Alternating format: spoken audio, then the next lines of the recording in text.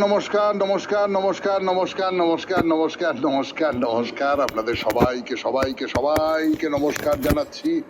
আপনাদের সবাইকে অজস্র শুভকামনা জানাচ্ছি, সবাইকে স্বাগত জানাচ্ছি আজকের এই শরণাগত অনুষ্ঠানে। সবাইকে শুভ সকাল জানাচ্ছি। শুভ হোক, চারপাশে সবকিছু শুভ হোক। আজকে দুটি কারণে খুব বিশেষ দিন। তার মধ্যে একটি হলো লোকমান্য বাল গঙ্গাধর তিলক। আপনারা জানেন ভারতের একজন অগ্রগণ্য রাজনৈতিক নেতা, স্বাধীনতা সংগ্রামী। সেই বাল গঙ্গাধর তিলক প্রয়াত হয়েছিলেন আজকের তারিখে 1920 খ্রিস্টাব্দে। আর আজকে বিশ্ব স্তন্যপান সপ্তাহ। এটা আমরা মনে রাখি কিনা জানি না। স্তন্যপান, মায়ের দুধ, মায়ের দুধের চেয়ে পবিত্র, মায়ের দুধের চেয়ে সুন্দর এবং শিশুর পক্ষে মায়ের দুধের চেয়ে অনিবার্য আর তো কোনো কিছু হতে পারে না। তো স্তন্যপান ও সপ্তাহ আজ থেকে শুরু হচ্ছে, আজ থেকে 7ই আগস্ট পর্যন্ত। এবং এই আজকের দিনটা মায়ের কথা মনে পড়িয়ে দেয়। মায়ের ভালোবাসা, মা কোলে করে নাচাচ্ছেন, এইসব কথা মনে পড়িয়ে দেয় না? বেনি মাধবশীলের পঞ্জিকা অনুযায়ী আজকের দিনটার কথা এবারে বলি। আজকে 16ই শ্রাবণ 1431, ইংরেজির 1 আগস্ট 2024, বৃহস্পতিবার। সূর্যোদয়ের সময় ভোর 5:11, সূর্যাস্তের সময় সন্ধে 6:17। আজকে দ্বাদশী। নক্ষত্র মৃগশিরা। জন্মে বৃষ রাশি, বৈশ্যবর্ণ, মতান্তরে শূদ্রবর্ণ দেবগণ। দিনের বেলা 12:17 গতে নরগণ। রাত্রি 12:28 গতে মিথুন রাশি, শূদ্রবর্ণ, মতান্তরে বৈশ্যবর্ণ। আমাদের হোয়াটসঅ্যাপে চিঠি পাঠাবার নাম্বার 9831922927। চিঠির গোড়ায় অতি অবশ্যই SG এই কথাটি লিখতে হবে, আপনারা সকলে জানেন। এবং আজকে বৃহস্পতিবার না, আজকে আপনাদের চিঠি পড়ার দিন নয়, কিন্তু চিঠি পড়ার বিষয় কি হতে পারে সেইটা আপনাদের বলে রাখা যাক, যাতে সামনের বৃহস্পতিবারের মধ্যে আপনাদের অনেক চিঠি চলে আসতে পারে। কি বিষয় হতে পারে? একেবারে ছোট্টবেলার কোনো একটা মধুর স্মৃতি, ছোট্টবেলার কথা এই নাম দিয়ে যদি চিঠি পাঠান, ছোট্টবেলার কোনো একটা মধুর স্মৃতি। এই স্তন্যপান দিবস তো, সেই সূত্র ধরে মনে হলো যদি এই নিয়ে 250 শব্দের মধ্যে একটা চিঠি আগামী মঙ্গলবার, অনেক দিন সময় দিচ্ছি, আগামী মঙ্গলবারের মধ্যে আমাদের দপ্তরে পৌঁছে যাওয়া চাই। এবারে তাহলে আজকের অনুষ্ঠান সম্পর্কে বলি। আজকের অনুষ্ঠানে প্রথমে তো পুরাণ চিরন্তন। পুরাণ চিরন্তনে দধিচির কথা বলতে বসেছি আপনাদের। দধিচির কথা, অর্থাৎ বৃত্র অসুর, সে বর পেয়েছিল যে তাকে কোনো রকমের পাথর দিয়ে, কাঠ দিয়ে বা অন্য যা কিছু দিয়ে তৈরি অস্ত্র দিয়ে তাকে বধ করা যাবে না, ইত্যাদি ইত্যাদি নানান রকম। সেগুলো আপনারা মনে রেখেছেন নিশ্চয়ই। আমি অনুষ্ঠানের মধ্যে আর একবার মনে করিয়ে দেব। এবারে হাড় দিয়ে তাকে মারা যেতে পারে। কার হাড়? দধিচি মুনি। তিনি দীর্ঘদিন ধরে তপস্যা করেছেন, তার প্রচুর শক্তি অর্জিত হয়েছে। সেই দধিচি মুনির হাড় দিয়ে যদি অস্ত্র তৈরি করা যায়, তাহলে সেটা কাঠ, পাথর বা অন্যান্য কোনো ধাতু তাই দিয়ে তৈরি হলো না, তাহলে আইন বাঁচানো গেল। এই দেবতারা দধিচির কাছে গিয়ে উপস্থিত হয়েছেন। এরপর থেকে কি হবে সেইটা বলবো। তারপরে স্বামী বিবেকানন্দের রচনা থেকে পাঠ, আমার জীবন ও ব্রত। তার খানিকটা অংশ পড়ে শুনিয়েছিলাম আপনাদের, আবার খানিকটা অংশ পড়ে শোনাবো। কথামৃত থেকে পাঠ, আপনাদের চিঠিপত্র এবং শেষে বাইরে দূরে। 92.7 বিগ FM এ শরণাগত পুরাণ চিরন্তন গানের পর আবার সৌমিত্র বসু। এবার পুরাণের কথা নিয়ে। দধিচি মুনি, দধিচির কাছে সমস্ত দেবতারা যাচ্ছেন যে বৃত্র আমাদের স্বর্গ থেকে তাড়িয়ে দিয়েছে, আপনার হাড় দিয়ে আমাদের অস্ত্র তৈরি করতে হবে এবং সেই অস্ত্র দিয়েই আমরা বৃত্রকে বধ করতে পারব। তো দধিচি তো বললেন যে ঠিক আছে, আমি রাজি।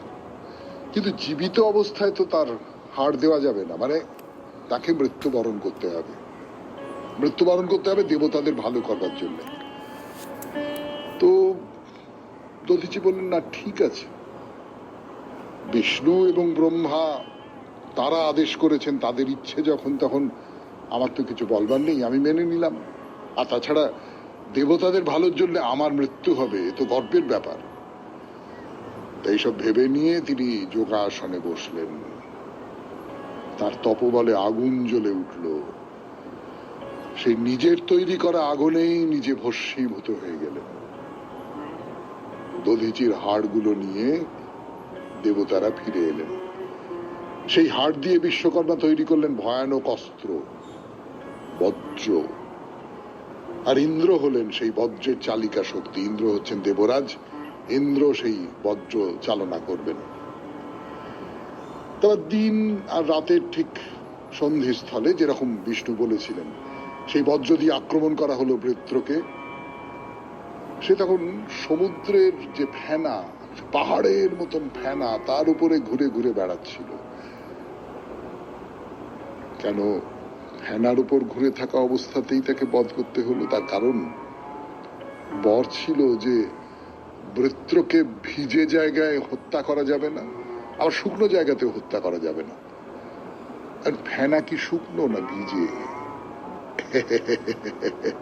ফেনা হাতে নিয়ে দেখবেন, জল না, শুধু ফেনা, শুধু ফেনা হাতে নিয়ে দেখবেন, তাকে ফুঁ দিলে উড়ে যায়, অর্থাৎ সে ভিজে নয়, সে আপনার হাতের ওপর গেড়ে বসছে না, আবার শুকনো তো নয়।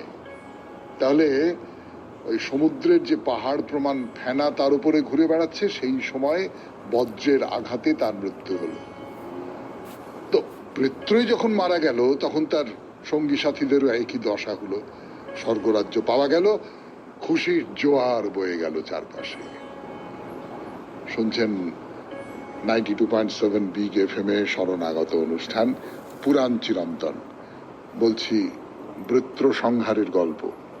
এরপর কি হলো বলবার জন্য ফিরে আসছি গানের পর। যেটা বলছিলাম যে বৃত্রকে মেরে ফেলা হলো, স্বর্গরাজ্য দখল করে নেওয়া হলো, কিন্তু সবটাকে কি মারা যায়? এইটা আপনারা লক্ষ্য করে দেখবেন যে যে কোনো একটা পাপ, এই ঠাকুর একটা অন্য কথা বলতেন, মানে কথাটা একই কিন্তু তার তার তাৎপর্যটা আলাদা।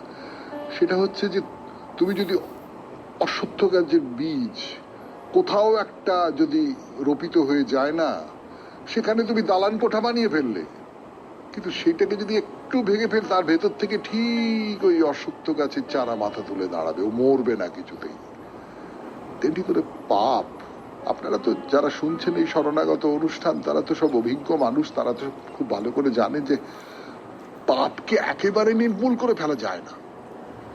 ওই যে বলে না, কোনো কোনো অসুখ আছে সেটা থেকেই যায়, ভেতরে ভেতরে থেকেই যায়। যেমন মৃত্যু আপনার ভেতরে আছেই, তাকে আপনি কিছুতেই চেঁচে মুছে ফেলতে পারবেন না। মানুষ তার সভ্যতা কিছুতেই পারবে না, এখনো পর্যন্ত পারেনি।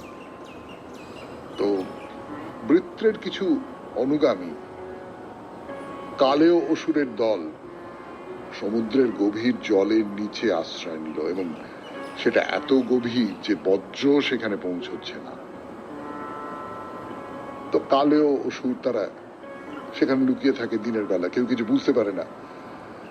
আর রাত্রিবেলা যখন সবাই গভীর ঘুমে আচ্ছন্ন, তখন বাইরে এসে মানুষ, মুনি, ঋষি, দেবতা সবার উপর আচমকা ঝাঁপিয়ে পড়ে, এসে নানান রকমের অত্যাচার করে, একেবারে ধ্বংস করে দেয়, ছাড়খাড় করে দেয়, এইসব করে আবার সমুদ্র তলায় পালিয়ে যায়। কত যে মুনির আশ্রম নষ্ট হয়ে গেল, কত মানুষ মারা গেল, তার কোনো ইয়ত্তা নেই। এদের তো হত্যা করতে হবে, এরকম করে তো দিনের পর দিন চলতে পারে না। কি করে মারা যাবে এই কালে ওদের? আবার মন্ত্রণা সভা বসলো। সেই মন্ত্রণা সভায় কি হলো সে কথা বলবার সময় আজকে আর নেই। আজকের মতো শেষ করি পুরাণ চিরন্তন। আবার আগামীকাল 92.7 বিগ FM এ শরণাগত অনুষ্ঠানে বলবো সেই কথা, কেমন করে কালেওদের দমন করা হবে, যারা দিনের বেলায় সমুদ্রের একেবারে গভীরতম তলদেশে লুকিয়ে থাকে, বজ্র যেখানে পৌঁছয় না। এরপর স্বামী বিবেকানন্দের রচনা থেকে পাঠ, আমার জীবন ও ব্রত। তাহাকে বলা হয় সন্ন্যাসী সম্প্রদায়। স্বামী বিবেকানন্দের রচনা থেকে পাঠ শুনবেন এখন, আমার জীবন ও ব্রত রচনার নাম। 92.7 বিগ FM এ শরণাগত অনুষ্ঠানে পড়ি। আমি যে সম্প্রদায় ভুক্ত তাহাকে বলা হয় সন্ন্যাসী সম্প্রদায়। সন্ন্যাসী শব্দের অর্থ যে ব্যক্তি সম্যক রূপে ত্যাগ করিয়াছে। ইহা অতি প্রাচীন সম্প্রদায়। যিশুর জন্মের 560 বৎসর পূর্বে বুদ্ধ এই সম্প্রদায় ভুক্ত ছিলেন। তিনি তাহার সম্প্রদায়ের অন্যতম সংস্কারক মাত্র। এত প্রাচীন এই সম্প্রদায়। পৃথিবীর প্রাচীনতম গ্রন্থ বেদেও আপনি সন্ন্যাসীর উল্লেখ পাইবেন। প্রাচীন ভারতে নিয়ম ছিল যে প্রত্যেক নরনারীকে শেষ জীবনে সমাজ হইতে বিদায় লইয়া একমাত্র স্বীয় মুক্তি ও ভগবৎ চিন্তায় মনোনিবেশ করিতে হইবে। ইহা ছিল চরম ঘটনা, মৃত্যুর জন্য প্রস্তুতি বিশেষ। সুতরাং প্রাচীনকালে বৃদ্ধগণ সন্ন্যাস অবলম্বন করিতেন। পরবর্তীকালে তরুণ যুবকগণ সংসার ত্যাগ করিতে লাগিল। যুবকগণ কর্মঠ, বৃক্ষতলে উপবেশন করিয়া সর্বক্ষণ মৃত্যু চিন্তা করা তাহাদের পক্ষে অসম্ভব। সুতরাং তাহারা ধর্ম প্রচার, বিভিন্ন সম্প্রদায় গঠন প্রভৃতি কার্যে ব্রতী হইল। এই রূপে যুবক বুদ্ধ তাহার মহান সংস্কার কার্য আরম্ভ করেন। তিনি যদি বুদ্ধ হইতেন তবে অবশ্যই নাসিকাগ্রে দৃষ্টি নিবদ্ধ করিয়াই নীরবে নির্বাণ লাভ করিতেন। সন্ন্যাসী সম্প্রদায় বলিতে চার্চ বুঝায় না, এবং সেই সম্প্রদায়ভুক্ত ব্যক্তিরা পুরোহিত নন। পুরোহিত ও সন্ন্যাসীদের মধ্যে আকাশ পাতাল প্রভেদ। ভারতবর্ষে সামাজিক জীবনে অন্যান্য কাজের মতো পুরোহিত বৃত্তিও একটি জন্মগত পেশা। সূত্রধরের পুত্র যেমন সূত্রধর হয়, কর্মকারের পুত্র যেমন কর্মকার হয়, ঠিক সেইভাবে পুরোহিতের সন্তানও পুরোহিত হয়। পুরোহিতকে বিবাহ করিতে হয়। অবিবাহিতকে হিন্দুরা অসম্পূর্ণ মনে করে, তাই ধর্মগত আচার অনুষ্ঠানে অবিবাহিতের অধিকার নাই। সন্ন্যাসীদের সম্পত্তি থাকে না, তাহারা বিবাহ করেন না। তাহাদের কোনো সংস্থা নাই। তাহাদের একমাত্র বন্ধন গুরু শিষ্যের বন্ধন। এই বন্ধনটি ভারতবর্ষের বৈশিষ্ট্য। শুধু শিক্ষা দানের জন্য যিনি আসেন এবং সেই শিক্ষার জন্য কিছু মূল্য দান করিয়াই যাহার সহিত সম্বন্ধ চুকিয়া যায়, তিনি প্রকৃত শিক্ষক নন। ভারতবর্ষে ইহা সত্য সত্যই দত্তক গ্রহণের মতো। শিক্ষাদাতা গুরু আমার পিতার অধিক। আমি তাহার সন্তান, সব দিক দিয়ে আমি তাহার সন্তান। সর্বাগ্রে পিতারও অগ্রে তাহাকে শ্রদ্ধা করিব এবং তাহার বশ্যতা স্বীকার করিব। কারণ ভারতবাসীরা বলে, পিতা আমাকে জন্মদান করিয়াছেন। সুতরাং গুরু পিতা অপেক্ষা মহত্তর। আজীবন আমরা গুরুর প্রতি এই শ্রদ্ধা ও ভালোবাসা পোষণ করি। গুরু শিষ্যের মধ্যে এই সম্বন্ধই বর্তমান। আমি আমার শিষ্যদিগকে দত্তক রূপে গ্রহণ করি। অনেক সময় গুরু হয়তো তরুণ, শিষ্য বয়োবৃদ্ধ, তাহাতে কিছু আসে যায় না। শিষ্য সন্তান, সে আমাকে পিতা বলিয়া সম্বোধন করিবে। আমাকেও তাহাকে পুত্র বা কন্যা রূপে সম্বোধন করিতে হইবে। এক বৃদ্ধকে আমি গুরু রূপে পাইয়াছিলাম। তিনি এক অদ্ভুত লোক। পাণ্ডিত্য তাহার কিছুই ছিল না, পড়াশোনাও বিশেষ করেন নাই, কিন্তু শৈশব হইতেই সত্যের প্রত্যক্ষানুভূতি লাভ করার তীব্র আকাঙ্ক্ষা তাহার মনে জাগিয়াছিল। স্বধর্ম চর্চার মধ্য দিয়া তাহার সাধনার আরম্ভ। পরে তিনি অন্যান্য ধর্মমতের মধ্য দিয়া সত্য লাভের আকাঙ্ক্ষায় একের পর এক সকল ধর্ম সম্প্রদায়ে যোগদান করিলেন। কিছুকাল তিনি সম্প্রদায়গুলির নির্দেশ অনুযায়ী সাধন করিতেন। সেই সম্প্রদায় ভক্তদের সহিত বাস করিয়া তাহাদের ভাবাদর্শে তন্ময় হইয়া যাইতেন। কয়েক বৎসর পর আবার তিনি অন্য এক সম্প্রদায়ে যাইতেন। এইভাবে সকল সাধনার অন্তে তিনি সিদ্ধান্ত করিলেন, সব মতই ভালো। কোন ধর্মমতেরই তিনি সমালোচনা করিতেন না। তিনি বলিতেন, বিভিন্ন ধর্মমতগুলি একই সত্যে পৌঁছিবার বিভিন্ন পথ মাত্র। আর তিনি বলিতেন, এতগুলি পথ থাকা তো খুবই গৌরবের বিষয়, কারণ ঈশ্বর লাভের পথ যদি একটি মাত্র হইত তবে হয়তো উহা একজন ব্যক্তির পক্ষেই উপযোগী হইত। পথের সংখ্যা যত বেশি থাকিবে ততই আমাদের প্রত্যেকের পক্ষে সত্য লাভের সুযোগ ঘটিবে। যদি এক ভাষায় শিখিতে না পারি তবে আরেক ভাষায় শিখিবার চেষ্টা করিব। সকল ধর্মমতের প্রতি তাহার এমনই শ্রদ্ধা ছিল। শুনলেন স্বামী বিবেকানন্দের রচনা থেকে পাঠ। 92.7 বিগ এফএম এ শরণাগত অনুষ্ঠানে এইবার ঠাকুর শ্রী রামকৃষ্ণ পরমহংসদেবের কথামৃত। ফিরে আসছি গানের পর থেকে পড়ে শোনাচ্ছি আপনাদের, পড়ে শোনাচ্ছি আর ওই আমার যা মনে হয় এটা ওটা সেটা দুটো চারটে কথা বলছি এই কারণে, দীর্ঘদিন ধরে বলছি, আপনারা প্রশ্রয়ও দিচ্ছেন। এই কারণে বলছি যে আমাদের মতন ঘোর সংসারী মানুষ, যারা সংসারের চাকার মধ্যেই বাঁধা পড়ে রয়েছি, তাদের চোখে ঠাকুরের এই যে আধ্যাত্মিকতা, তাদের চোখে ঠাকুরের এই যে ভক্তি, তাদের চোখে ঠাকুরের এই যে ঈশ্বর ভাবনা, সেটা কিরকম, দুটোর মধ্যে কোথাও সেতু তৈরি হচ্ছে। আমাদের জীবনযাপনের ক্ষেত্রে ঠাকুরের এই কথাগুলো কিভাবে কাজে লাগছে সেইটাও হয়তো তার ভেতর দিয়ে কোথাও একটা প্রকাশ পেতেও পারে। ঠাকুরের এই উপদেশ সংসারী মানুষের কাছে কিভাবে আসে, কি ব্যাখ্যা হয় তার, সেরকম একটা কথা বলবার জন্যও আমি এই কথাগুলো বলছি আর কি। তো ঠাকুর তো দক্ষিণেশ্বরে আছেন, দক্ষিণেশ্বরে পাশেই গঙ্গা, এবং দেখা যায় জোয়ার ভাটা ইত্যাদি ইত্যাদি সব দেখা যায়। তো ভক্তদের বলছেন যে জোয়ার ভাটা কি আশ্চর্য, জোয়ার ভাটা আশ্চর্য। আমাদের এইটাও না একটা অদ্ভুত, জানেন তো, মানে আমরা না প্রতিদিন যা কিছু দেখি সেই সমস্ত দেখার মধ্যে অনেক আশ্চর্য ঘটনা ঘটে। কিন্তু আপনি ভেবে দেখুন যে এই যে শরণাগত যখন শুরু হচ্ছে, কালো আকাশটা আস্তে আস্তে আস্তে আস্তে সাদা হয়ে যাচ্ছে, সূর্যদেব উঠছেন, এই যে দৃশ্যটা, এটা কি আশ্চর্য না? আশ্চর্য তো, মানে সমস্ত বিশ্ব প্রকৃতি জেগে উঠছে আস্তে আস্তে আস্তে আস্তে। এবং যদি আপনি আরো একটু তলিয়ে ভাবেন তাহলে অন্য আর একটা জায়গায় সমস্ত বিশ্ব প্রকৃতি থেকে আলো, আকাশের আলো অন্তর্হিত হয়ে যাচ্ছে উল্টো দিকে আমেরিকায়। এই রহস্যের কোনো সীমা সংখ্যা নেই, কিন্তু আমরা দেখি না। আমরা কে দেখি যে ভোরবেলাটা কিরম করে আকাশ ফাটছে, কেমন করে আলো হচ্ছে, আমরা কেই বা দেখি? চারপাশে এই যে অজস্র অজস্র বিস্ময়কর সব ব্যাপার রয়েছে, সেই বিস্ময়টা যত বয়স বাড়ে না তত বিস্ময়টা নষ্ট হয়ে যায়। আর যিনি সত্যিকারের সাধক মানুষ, যে কোনো ক্ষেত্রে সাধক মানুষ, আমি আবারও বলছি, সেটা বিজ্ঞানের ক্ষেত্রেও হতে পারে।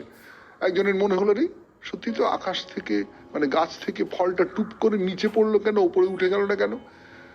এটা আমরা বলবো পাগল নাকি, তাই তো হয়। কিন্তু তিনি এইটা নিয়ে খোঁজ করতে আরম্ভ করলেন। এই যে বিস্ময় বোধটা, এই বিস্ময় বোধটা ঠাকুরের ভেতরে খুব প্রবলভাবে ছিল, এবং সেই বিস্ময় বোধের সঙ্গে তিনি ঈশ্বরের যে ভাবনা, ঈশ্বর ভাবনা তার, সেইটাকে মিলিয়ে দিতে পারতেন। বিস্ময়ে তাই জাগে আমার গান, বিস্ময়েই তো নতুন চিন্তা আসে, বিস্ময়েই তো নতুন উপলব্ধি আসে। তো সেই উপলব্ধির কথা ঠাকুর বলছেন, শোনাচ্ছি আপনাদের এই 92.7 বিগ এফএম এ শরণাগত অনুষ্ঠানে। একটু গান শুনি, গানের পর ফিরে আসছি। আমি আপনাদের সৌমিত্র বসু। হ্যাঁ, যা বলছিলাম, জোয়ার ভাটা নিয়ে কথা বলছেন ঠাকুর। বলছেন জোয়ার ভাটা কি আশ্চর্য। কিন্তু একটা জিনিস দেখো, এটা খুব খুব দারুণ কথা, শুনুন। একটা জিনিস দেখো, সমুদ্রের কাছে নদীর ভেতরে জোয়ার ভাটা খেলে, সমুদ্র থেকে অনেক দূরে হলে এক টানা হয়ে যায়। এর মানে কি? সত্যি সত্যি যে সমুদ্রের কাছাকাছি যে সমস্ত জায়গা রয়েছে সেখানে জোয়ার ভাটাটা বোঝা যায়। যত দূরে চলে যায় তত আর, মানে জোয়ারের জলটা হুড়মুড় হুড়মুড় করে নদীর ভেতরে ঢুকে গেল এবং তারপরে আবার ভাটার সময় বেরিয়ে গেল। এই যে চলাচলটা, এটা সমুদ্রের কাছাকাছি যে জায়গাগুলো নদীর, সেখানে যতটা তীব্র, দূরে ওই রকম করে বোঝা যায় না, অত মনে হয় না। এর একটা মানে আছে, মানে এর একটা তাৎপর্য আছে ঠাকুরের কাছে। সেই তাৎপর্যটা কি? যারা ঈশ্বরের খুব কাছে তাদের ভেতরেই ভক্তি ভাব এইসব হয়। আর দু একজনের ঈশ্বর কোটির মহাভাব প্রেম এইসব হয়। তার মানে আপনি ঈশ্বরের যত কাছাকাছি যেতে পারবেন তত আপনার মনের মধ্যে ভক্তি ভাব এইসব হবে। ঈশ্বরের কাছে যাবেন কি করে? আমরা তো জানি আপনার মনে যদি ভক্তি হয়, আপনার মনে যদি ভাব জাগে, তাহলে আপনি ঈশ্বরের কাছে যাবেন না।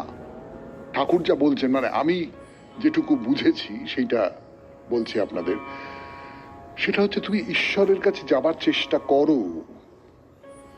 কেমন করে করব? আমি তার নাম করব, তার কথা ভাববো, তার গান গাইব, মনটাকে তাতে পরিপূর্ণ করে রাখবার চেষ্টা করব।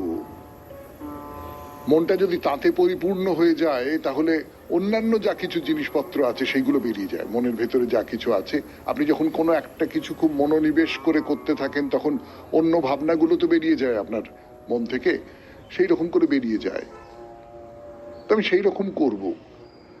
করতে করতে করতে করতে আমি ঈশ্বরের কাছে গিয়ে পৌঁছবো। তখন আমার ভেতরে ভক্তি আসবে, তখন আমার ভেতরে ভাব আসবে। ওই জোয়ার ভাটার যে কথাটা ঠাকুর বলছেন, সেই কথাটাই প্রায় ওই রকম করেই আপনি নদীর সমুদ্রের কাছে চলে যেতে পারবেন, এবং তখন আপনার মনের মধ্যেও সেই ভক্তিভাবের জোয়ার ভাটা খেলবে। বলে মাস্টারমশাই কি বলছেন, জোয়ার ভাটা কেন হয়? তা মাস্টারমশাই বলছেন, ইংরেজি জ্যোতিষশাস্ত্রে বলে যে সূর্য আর চন্দ্রের আকর্ষণে এরকম হয়। এই বলে মাস্টারমশাই মাটিতে অঙ্ক পেতে পৃথিবী, চন্দ্র, সূর্যের গতি ইত্যাদি ইত্যাদি দেখাচ্ছেন। মাস্টারমশাই লোক তো, তিনি এইসব দেখাচ্ছেন। তো ঠাকুর একটু দেখেই বলছেন, থাক থাক থাক থাক থাক, ওতে আমার মাথা ঝনঝন করে। মানে ঈশ্বরের প্রসঙ্গ ছাড়া অন্য কোনো প্রসঙ্গ নিয়ে ঠাকুর কোনো কথা বলতে পারেন না, শুনতে পারেন না। সমস্তটা ঈশ্বরময় হয়ে আছে। যেখানে সূর্যকে একটা বস্তু হিসেবে দেখা হচ্ছে, চন্দ্রকে একটা বস্তু হিসেবে দেখা হচ্ছে, পৃথিবীকে বস্তু, সেইটা ঠাকুর ঠিক সহ্য করতে পারেন না। তো কথা বলতে বলতে বান এলো, বান ডাকতে লাগলো, দেখতে দেখতে জলোচ্ছ্বাস শব্দ হতে লাগলো। ঠাকুর বাড়ির তীরভূমি আঘাত করতে করতে উত্তর দিকে বান চলে গেল। ঠাকুর দেখছেন, এবং জল একবারে ফুলে ফেপে উঠছে, পাড়ে এসে আছড়ে পড়ছে বানের সময়। এখন নদী অনেক শুকিয়ে গেছে, নদীতে সেই তীব্রতা নেই, তখন তীব্রতা অনেক বেশি ছিল। তো বাচ্চা ছেলের মতো বলছেন, দেখো দেখো দেখো দেখো দেখো ওই নৌকোটার কি হয়, দেখো দেখো দেখো দেখো। এইরকম ঠাকুর, এমনই সহজ, এবং সহজের মধ্যে তিনি ঈশ্বরের কাছাকাছি। শুনছেন কথামৃত থেকে পাঠ, 92.7 বিগ FM এ শরণাগত অনুষ্ঠানে। আমি পাঠ করে শোনাচ্ছি আপনাদের সৌমিত্র বসু। 92.7 কথা বলছেন নারায়ণ 92.7 বিগ FM এ, তাই নিয়ে ঠাকুরের একটা দুটো কথা, সেগুলো শোনাই আপনাদের। বলছেন যে নারায়ণের কেমন স্বভাব দেখেছো, সকলের সঙ্গে মিশতে পারে, ছেলে বুড়ো সকলের সঙ্গে। এটি বিশেষ শক্তি না হলে হয় না, আর সবাই তাকে ভালোবাসে। আচ্ছা, সে ঠিক সরল কি? তো মাস্টারমশাই বলছেন, হ্যাঁ খুব সরল বলে মনে হয়। তোমার ওখানে নাকি যায়? হ্যাঁ, দু একবার গিয়েছিল। একটি টাকা তুমি তাকে দেবে না, কালীকে বলবো? না না না না, আমিই দেব। দুটো কথা এখানে খুব গুরুত্বপূর্ণ, সেই জন্যই আমি জায়গাটা পড়ে শোনালাম। এক নম্বর হচ্ছে যে সকলের সঙ্গে মিশতে পারা। সকলের সঙ্গে মিশতে পারার পেছনের যুক্তিটা কি? আমি এরকম বহু মানুষ দেখেছি, আপনারাও দেখেছেন, তারা সবাইকার সঙ্গে মিশতে পারেন না, এক কোণে কিরম হয়ে রয়েছেন। তার নিজের যে বৃত্তটুকু, সেই বৃত্তটুকুর মধ্যে তিনি সহজ, তার বাইরে তিনি সহজ নন। কেন সহজ নন? খুব সহজ যে কথাটা আমি বুঝি, অন্তত আপনারা আরো ভালো বলতে পারবেন নিজের নিজের অভিজ্ঞতার জায়গা থেকে, সেটা হচ্ছে তারা তাদের যে অভিজ্ঞতার যে বৃত্তটা আছে, সেই বৃত্তের মধ্যে যে সমস্ত মানুষেরা পড়েন, সেই মানুষদের সঙ্গে তারা কথা বলতে পারেন, সেই মানুষদের সঙ্গে তারা আচরণ করতে পারেন। তার বাইরের যে বৃত্তটা, সেই বৃত্তের ব্যাপারে তারা আগ্রহীও নন।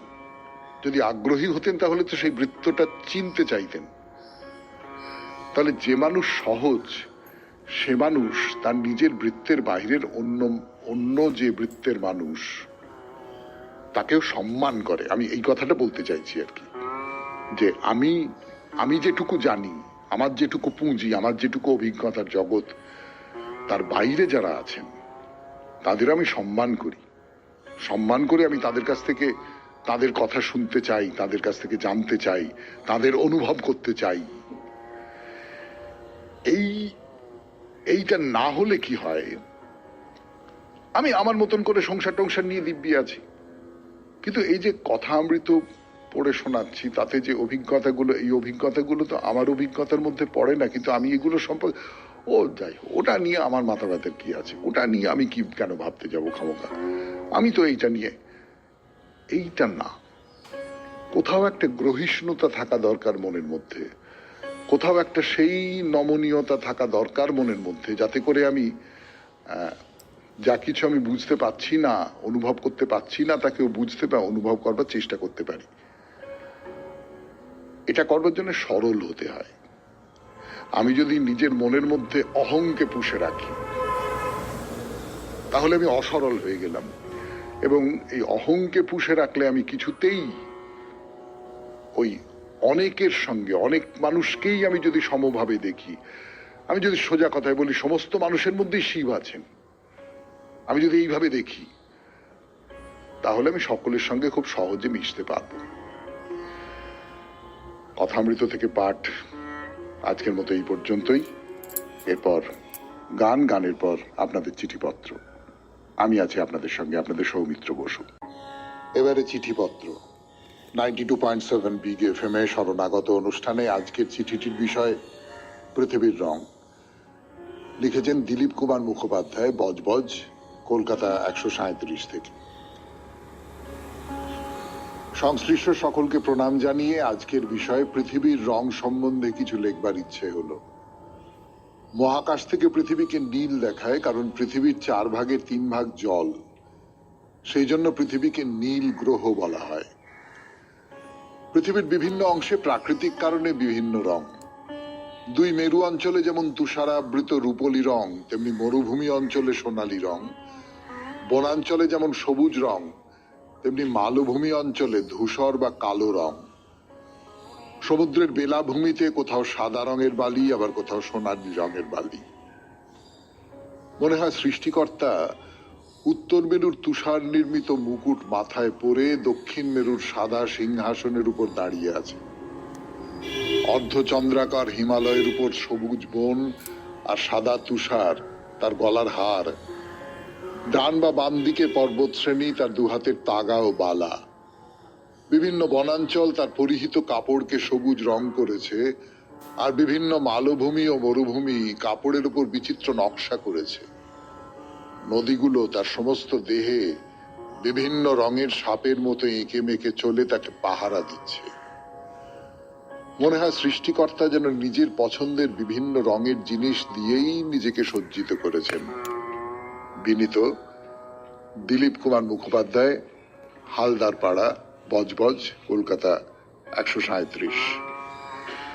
খুব ভালো চিঠি, খুব ভালো চিঠি। এই কারণে বলছি যে আপনি যে ছবিটা তৈরি করেছেন, যে সৃষ্টিকর্তার একটা ছবি, এই গোটা পৃথিবীটা যেন সৃষ্টিকর্তা এবং তার রূপ, এবং সেটা যেভাবে সাজিয়েছেন সেটা আমার অন্তত ভারী সুন্দর লেগেছে। আপনাকে অনেক ধন্যবাদ। এবার বাইরে দূরে, কামারপুকুর থেকে জয়রামবাটি, 92.7 বিগ এফএম এ শুনছেন জীবনের সহজ পাঠ শরণাগত। আমি আছি আপনাদের সঙ্গে, আপনাদের সৌমিত্র বসু। গানের পর আপনাদের সৌমিত্র বসু আবার ফিরে এলো 92.7 বিগ এফএম এ শরণাগত অনুষ্ঠানে।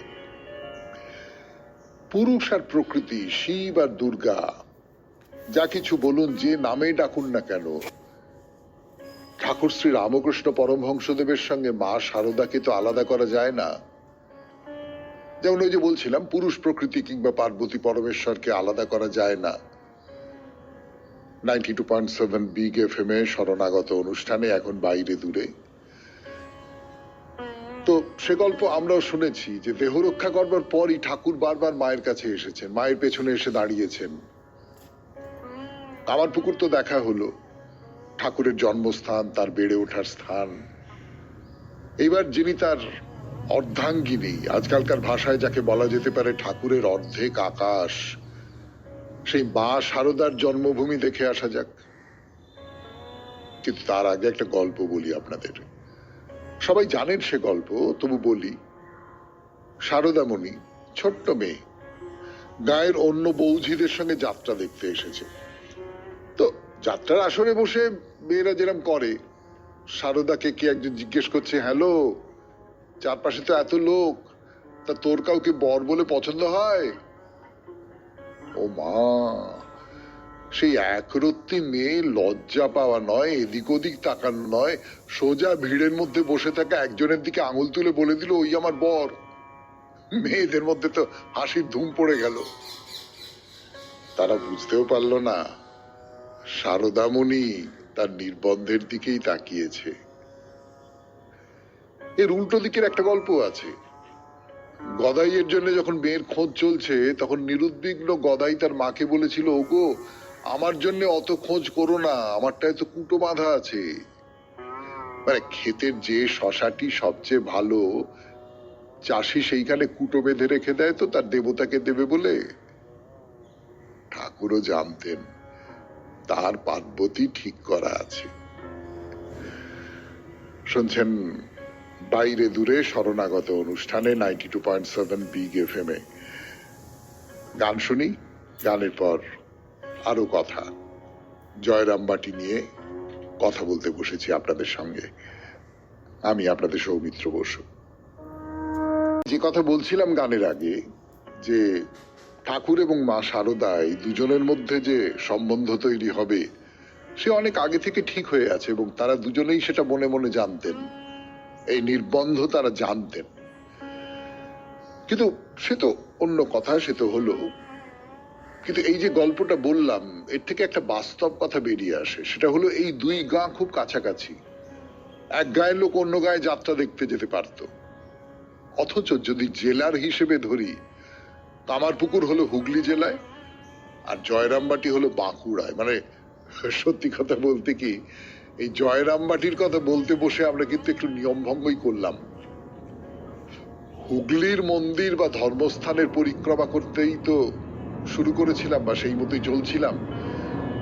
সেটা করতে করতে ঢুকে পড়লাম বাঁকুড়া জেলায়। সে ঢুকলাম বেশ করে। ঠাকুর আর মাকে তো আলাদা করতে পারবো না, কিন্তু এই দুই গ্রামের মধ্যে দূরত্ব কত? এই যে কামারপুকুর আর জয়রামবাটি, 3 মাইলের মতো। এদিক থেকে ওদিকে যাবার পথে একটা নদী পড়বে। সেই যে গান আছে না, এপারে তুমি রাধে ওপারে আমি, মাঝে নদী বহে রে, এও সেই বৃত্তান্ত। তবে নদী নয়, হিসেব মতো সেটা হলো নদ, আমোদর নদ। দামোদর নয় কিন্তু, আমোদর নদ। এই জয়রামবাটিতে কি কি দেখবো আমরা সেটা আগে ঠিক করে নিই। এই গ্রামের প্রধান আকর্ষণ তো মা শারদার বাড়ি, যেখানে তার জন্ম হয়েছিল। সে তো দেখতেই হবে, সেটাই তো দ্রষ্টব্য, প্রধান দ্রষ্টব্য। তবে এই ঠাকুরের জন্মস্থানের মতো এই জায়গাটিও রামকৃষ্ণ মঠ নিয়ে নিয়েছেন এবং তাকে সাজিয়ে গুছিয়ে সুন্দর করে তুলেছেন। সেখানে মন্দির আছে, পুকুর আছে, একটি ধর্ম ঠাকুরের মন্দির আছে। না, তাহলে আর বিলম্ব নয়, চলুন কামারপুকুর থেকে জয়রামবাটির দিকে যাত্রা করা যাক। মোটে 3 মাইল রাস্তা হু হু করে পেরিয়ে যাব। পথে পড়লো একটা ব্রিজ, তার নাম হলদিপোল। সেই হলো আমোদর নদের ওপর দিয়ে যাবার পথ। একটা রাস্তা ডান দিকে বাঁক নিয়েছে, সেই পথ ধরে গেলে জয়রামবাটি। জয়রামবাটি ঢোকবার মুখে প্রথমেই চোখে পড়ে মায়ের ঘাট। হ্যাঁ, একটা তরুণের গায়ে বড় বড় হরফে লেখা রয়েছে মায়ের ঘাট। তাহলে মায়ের ঘাট দিয়ে শুরু করব কথা বলা, কিন্তু আজকে তো আর সময় হবে না। আবার আগামী দিন মায়ের ঘাট।